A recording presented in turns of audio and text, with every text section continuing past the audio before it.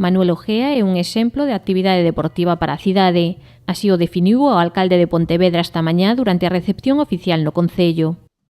Eu animo a que siga dando exemplo de actividade deportiva a todos os que empezan, os que siguen e os que están. Non creo que é unha referencia a Pontevedra e eu creo que por eso decía de que tiñamos unha débeda histórica con el, de non recibir unha alcaldía e poñelo como exemplo de deportista ao longo do tempo e que ademais leva tamén o nome de Pontevedra por todo o mundo cando viaxa e decirlle que nos sentimos orgullosos del.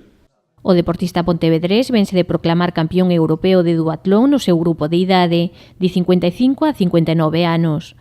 Tamén conseguiu a medalla de prata na modalidade de cross e o bronce na distancia sprint de duatlón. Os éxitos acadados teñen un sinxelo segredo. O secreto é levantarse ás 6:30 da mañán, entrenar todos os días, doblar os martes e os xoves, como ben dixo o alcalde, e pois agora, co cambio de categoría, vamos a ver como se poñen as cousas, esperemos que siga como hasta ahora, e mentres o corpo aguante, como digo outro. A piques de cumprir os 60 anos, Manuel Ojea xa pensa no Festival Multideporte que se celebrará en Pontevedra no 2019. Non é o tópico que se dice sempre, pero sí que correr en Pontevedra é distinto. Este fin de semana comentaba, con outros corredores nacionais, os invitaba a vir a Pontevedra porque eu lle decía que correr en Pontevedra que é distinto. E por que é distinto? Pois porque o circuito de carreira a pé e polo medio da cidade está teigado de xente, animan a todo o mundo, e eu, por exemplo, a experiencia que teño do 2015 en Suiza é unha experiencia boa porque ganei, pero é unha experiencia mala porque non hai nadie polos circuitos animándote, tráfico aberto, é dicir...